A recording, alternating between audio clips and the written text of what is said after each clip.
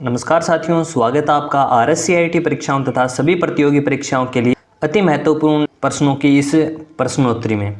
तो चलिए शुरू करते हैं। सबसे पहले अपना क्वेश्चन नंबर 1 है। अपना क्वेश्चन नंबर 1 है, MS एक्सेल 2010 में डैश डेटा बिंदु का वास्तविक मूल्य होता है।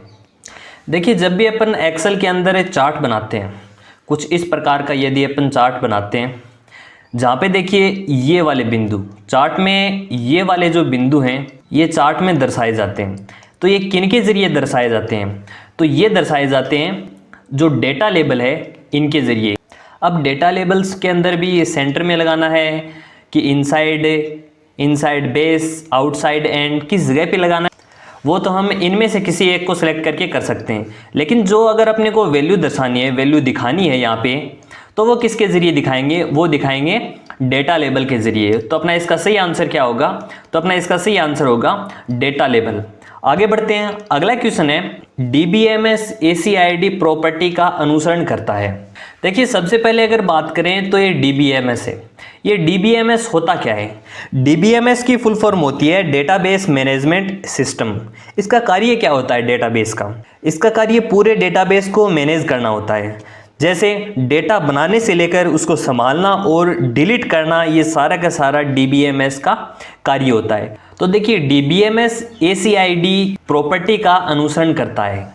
तो अपना इसका सही आंसर होगा ऑटोमेसिटी, कंसिस्टेंसी, आइसोलेशन और ड्यूरेबिलिटी।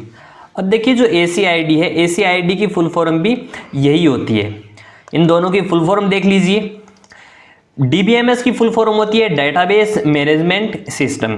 एसिड की फुल फॉर्म होती है ऑटोमेसिटी, कंसिस्टेंसी, आइसोलेशन, ड्यूरेबिलिटी।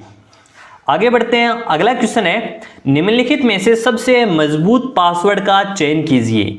इनमें से सबसे मजबूत पासवर्ड कौन सा है? 1 2 3 ABCD, 1 @click 1 2 3, या फिर 1 कैपिटल और क्लिक स्मॉल, या फिर 1 2 3। तो अपना इसका सही आंसर क्या होगा? देखने से ही देखिए प्रतीत होता है कि बी नंबर ऑप्शन सी है, 1 @click 1 2 3। देखिए, कभी भी आप पासवर्ड लगाओ तो कुछ इस प्रकार से लगाना चाहिए। तो पहला वर्ड कैपिटल हो, बाकी स्मॉल हो, इसके अंदर @ हो, उसके बाद न्यूमेरिकल नंबर भी हो। इस प्रकार से कुछ हमारा एक मजबूत पासवर्ड बन जाता है। आगे बढ़ते हैं। अगला क्वेश्चन है, वर्कशीट में एक क्षेत्र के स्वरूपण की प्रतिलिपि। यहाँ पे देखिए, स्वरूपण के प्रतिलिपि का मतलब होता है कॉपी ऑफ फॉर्मेटिंग बनाने के लिए और किसी दूसरे क्षेत्र में लागू करने के लिए आप प्रयोग करेंगे। देखिए, इसके अंदर पूछ क्या रखा है कि किसी एक वर्कशीट में कुछ एडिट कर रखा है, तो वो एडिटिंग किसी दूसरे में अगर लगानी हो तो इनमें से किन के जरिए लगाएंगे? तो जान लेते हैं। एडिट, फिर कॉपी फॉर्मेट, और एडिट पेस्ट फॉर्मेट कमांड का उपयोग करना, या फिर बी है फॉर्मेट, कॉपी और अप्लाई फॉर्मेटिंग डायलॉग बॉक्स का, या फिर होम पेज में फॉर्मेट पेंटर बटन का, या फिर एक्सेल में प्रतिलिपि बनाने पर फॉर्मेट करने का कोई तरीका ही नहीं है। तो अपना इसका सही आंसर क्या हो जाएगा? अपना इसका सही आंसर हो जाएगा होम टैब में जाकर अपन फॉर्मेट पेंटर का उपयोग करके अपन जो कॉपी फॉर्मेटिंग है वो कर सकते हैं। आगे बढ़ते हैं। अगला क्वेश्चन है अपना, आप कंप्यूटर सिस्टम को गति, भंडारण और प्रदर्शन के अनुसार कैसे वर्गीकृत कर सकते हैं? निम्नलिखित में से सही विकल्प का चयन करें। मतलब है कि स्टोरेज डिवाइस और जो इसकी प्रोसेसिंग है उसके अनुसार इनमें से कौन सा इसके अंदर सही है? माउस, टच पैड और ट्रैक बॉल, इम्पैक्ट और non impact, super, mainframe, mini और माइक्रो, जीमेल या फिर याहू मेल। तो इसके अंदर इनमें से कंप्यूटर सिस्टम तो कोई सा नहीं है, सिर्फ एक ये है। तो सबसे बड़ा होता है सुपर, फिर मेनफ्रेम, फिर मिनी और उसके बाद माइक्रो होता है। तो अपना इसका सही आंसर क्या हो जाएगा? Answer number C. आगे बढ़ते हैं। अगला क्वेश्चन है, निम्नलिखित में से POS और UPI के सही पूर्ण रूप का चयन करें। देखिए, POS की बात करें तो POS होता क्या है? आपने देखा होगा कुछ इस प्रकार से, जब भी अपन शॉपिंग करने जाते हैं तो कुछ इस प्रकार से दुकान पे एक मशीन पड़ी हुई दिखाई देगी, जिससे अपन क्रेडिट कार्ड या डेबिट कार्ड के जरिए अपन पेमेंट करते हैं, तो उसे कहा जाता है POS। POS की फुल फॉर्म होती है पॉइंट ऑफ सेल। इसी प्रकार यूपीआई देखा होगा, यूपीआई का इस्तेमाल करके अपन गूगल पे, फोन पे, पेटीएम, अमेजोन पे, भीम यूपीआई, इनके जरिए अपन पेमेंट कर सकते हैं ऑनलाइन, तो वो यूपीआई के जरिए किया जाता है। तो उसी प्रकार यूपीआई की फुल फॉर्म होती है यूनिफाइड पेमेंट इंटरफेस। तो अपना इसका सही आंसर क्या हो जाएगा, तो अपना इसका सही आंसर हो जाएगा पॉइंट ऑफ सेल और यूनिफाइड पेमेंट इंटरफेस। आगे बढ़ते हैं, अगला क्वेश्चन है ऑप्टिकल डिस्क का उदाहरण कौन सा है? सीडीआर, रोम, रैम या फिर हार्ड डिस्क? देखिए जो हार्ड डिस्क है इसको कहा जाता है सेकेंडरी मेमोरी, सेकेंडरी मेमोरी, और जो रैम और रोम है इसको कहा जाता है प्राइमरी मेमोरी, और ये सीडीआर है ये होती है ऑप्टिकल डिस्क से बनी हुई। तो अपना इसका आंसर क्या हो जाएगा, आंसर नंबर ए। आगे बढ़ते हैं, अगला क्वेश्चन है डैश एंड्रॉइड डिवाइस में स्क्रीन लॉक विकल्पों में से एक है, इनमें से स्क्रीन लॉक विकल्प कौन सा है? ब्राउजर, यूसी ब्राउजर, हॉटस्पॉट या फिर स्विप? तो अपना इसका आंसर क्या है, स्विप। एंड्रॉइड में स्क्रीन लॉक पिन से भी होता है, स्विप से भी होता है और पैटर्न से भी होता है। आगे बढ़ते हैं, अगला क्वेश्चन है एक वेबसाइट पेज जो किसी वेबसाइट को खोलने पर सबसे पहले खुलता है वह कहलाता है। देखिए जब भी अपन ये कुछ इस प्रकार से अपन वेबसाइट खोलते हैं, यहाँ पे URL टाइप करेंगे या फिर किसी भी वेबसाइट का यहाँ पे नाम लिखेंगे, उसके बाद जो ओपन होता है उसको कहा क्या जाता है? तो उसको कहा जाता है home page, option number B. आगे बढ़ते हैं, अगला क्वेश्चन है HDMI का पूर्ण रूप क्या है? अब देखिए HDMI होती कैसी है, ये होती है एक HDMI कुछ इस प्रकार से आपने देखी होगी HDMI, जहाँ पे प्रोजेक्टर को कनेक्ट करना हो या फिर LCD के साथ कनेक्ट करना हो, उस समय अपन HDMI केबल का यूज करते हैं। तो HDMI की फुल फॉर्म होती है हाई डेफिनेशन मल्टीमीडिया इंटरफेस। अपना इसका आंसर क्या हो जाएगा, अपना इसका आंसर हो जाएगा option number C, high definition multimedia interface. आगे बढ़ते हैं, शॉर्ट्स क्वेश्चंस की तरफ बढ़ते हैं। डैश डेटा आवश्यकताओं का अनुमान करते हुए हार्ड डिस्क के निष्पादन में सुधार करता है, तो वह कहलाता है डिस्क कैचिंग। आगे बढ़ते हैं, TFT का विस्तारित रूप, तो अपना इसका सही आंसर है थीम फिल्म ट्रांजिस्टर।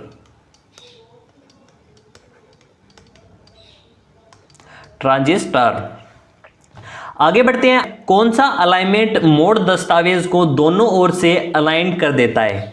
इनमें से देखिए अलाइनमेंट कौन सा होता है, लेफ्ट, राइट, सेंटर, और एक होता है जस्टिफाई। किसी पैराग्राफ को दोनों साइड से अलाइन सेम किस मोड के जरिए किया जाता है? तो वह किया जाता है जस्टिफाई।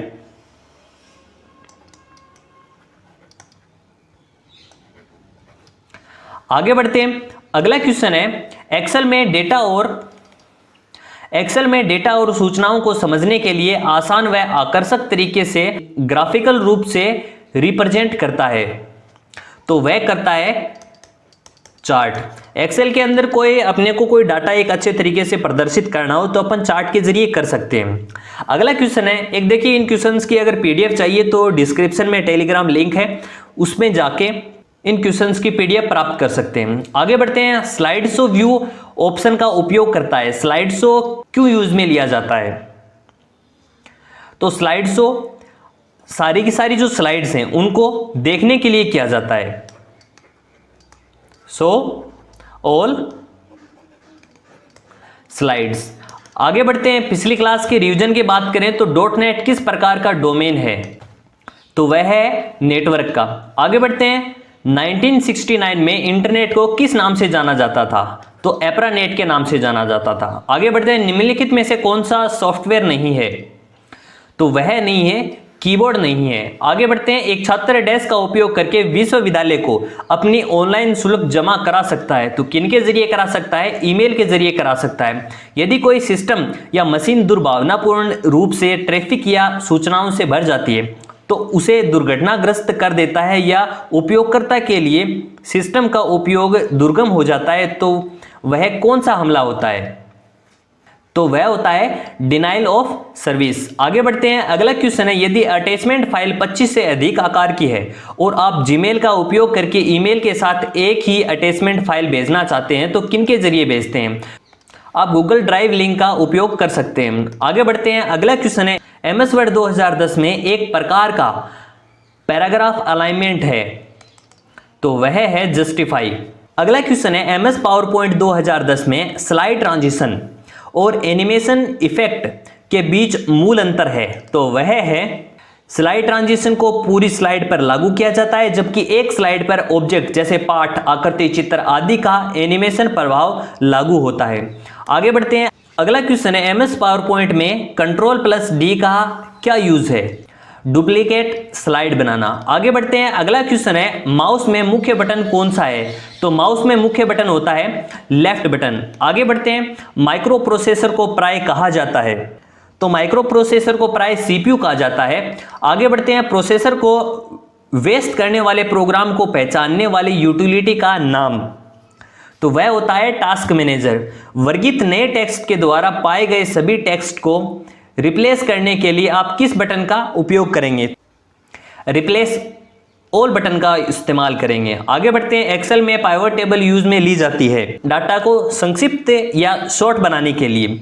किस प्रकार के व्यू में स्लाइड की छोटी तस्वीरें नजर आती हैं? स्लाइड शॉर्ट व्यू में। आगे बढ़ते हैं, तो साथियों ये थे कुछ आज के क्वेश्चंस। उम्मीद है आपको ये क्वेश्चंस पसंद आए होंगे।